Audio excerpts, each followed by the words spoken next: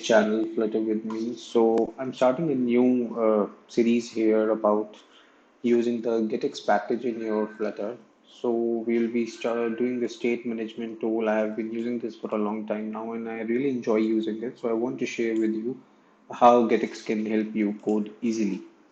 Right, so what you can see here is I have a normal build package here, the normal main.file. Okay, so the only change I've made is I've removed everything from the home, just added an app bar here. Okay, so now the first thing that we are going to do is we are going to import the GetX library into our app. So for this, I go to pub.dev. I usually do it with the terminal, so I'm going to do that again. So let's go to terminal. I'll just paste this here. Okay, so I guess I already have this in the dependencies. So let's just check my pubspec.yaml. Okay, here it is. We already have getx package here. So let's go back to our main.dart. So how we are going to use getx? So to use getx, we need to make sure of a few things. Instead of using a material app, we are going to use a get material app. And this is provided to us by the getx library. So you see, as soon as I do this, it's asking me to import get material. So I'll import the get material app here. Give me a minute. Okay, so we have the get material app here. Okay, so now we have imported this. So the next thing that we are going to do is we are going to, create something in our scaffold, which we can use in terms of showing our snack bar. The first thing that we are going to do today is to see how we can display a snack bar using the GetX library. So inside our scaffold, I'll put a body. So the body is going to be a column. So this column is going to have children. So the first children I'll put in a center, and in center I'll just add a button.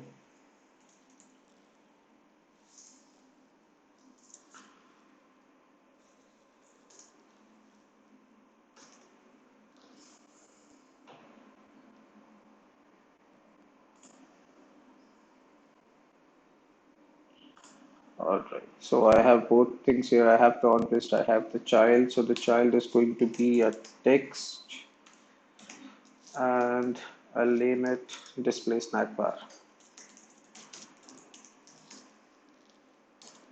So let's just save this.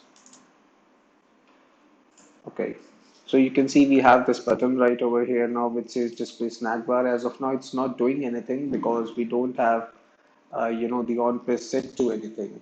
So how do we set the on press to anything? So for on press, we will use our get material app. All right, and this is going to say, added the button here. Now we need to import the snack bar library, the get snack bar library to use it. So what we are going to do here is we are going to import the get snack bar. So this is going to take in two parameters. The first one is a title. I'll call the title snack bar.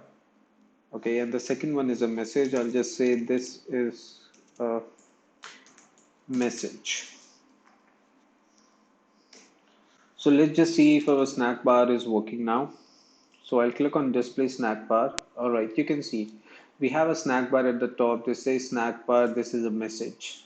You can see it right here on the top. So there are very different ways we can use this snack bar. These are the two main parameters that we need to add here. Okay, so what if we want to reposition our snack bar? We have different things for that. We have different attributes here. So it says snack position. So we can change the position of our snack bar. We can say snack position dot, and as soon as we type the top, we have it here. We have bottom, we have top. So if we select bottom here, so let's just see what it says now. Now we click on this. Oh, I guess it's not saved yet.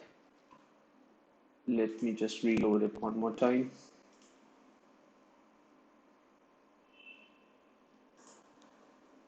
Okay, you can see that the snack bar is now moved to the bottom. It says snack bar and this is the message. Okay, so if we want to change the color of our snack bar, we can also select the background color.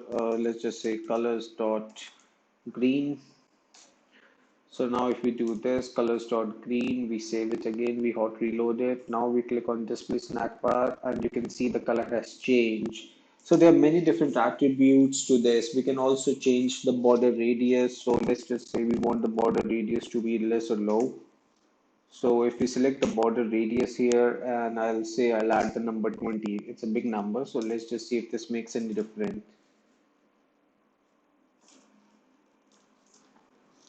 Okay, so now I click on display snack bar, border radius.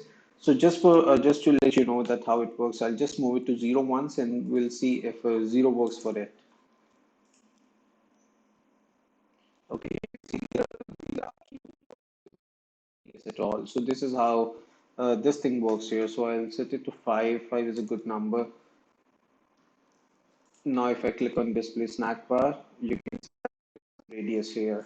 So same like this, we also have the animation duration, how long we want the snack bar to be animated. And please remember that the duration is always in milliseconds. And to add the duration, we'll use this duration. We'll select our, sorry, not microseconds, but milliseconds. Milliseconds, and let's say I set it to 1000. So now I do this, you will see that the snack bar stays for longer. Okay, you see it's there right now and now it's gone. So it stays for longer than the other thing. And other than this, we have attributes. We have things like if the snack bar is dismissible or not. Like, do you want the snack bar to go away automatically or do you want the user to be able to remove it? So if I do that, we'll select this is dismissible. We'll select it to true. So now I do it. I click on display snack bar. Okay, you see that the snack bar is there and it's not going away as of now. Okay, I'll just change this to false.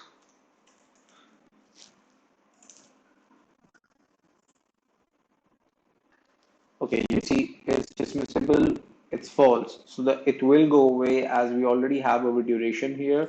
But once we select it to true, we have different properties here that we can change. Like how do we want the snack bar to dismiss? Okay, so let's just say I select dismiss direction. So we can use the attribute here which says snack dismiss direction.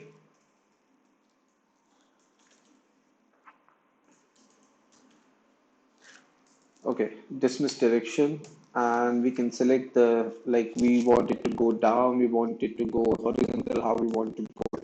So let's just say I want it to go horizontal. Okay, so let's see how this works. So I'll display the snack bar. I guess it didn't reload.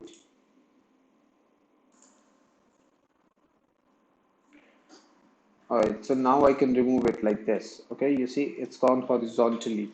So this is how this thing works. We can also use a main button attribute here. So the main button, it will do is that we can add a text button here. So what this is going to do is this is going to take an on pressed and a child. So for the on pressed, we'll just keep it blank for now. For the child, let's add some text here and click on select. Let's just type OK, just to make sure that if it's displaying it or not. So now I click on display snack bar. Okay, you can see that OK is here. It's very faint. Let me just change the color from green to white again.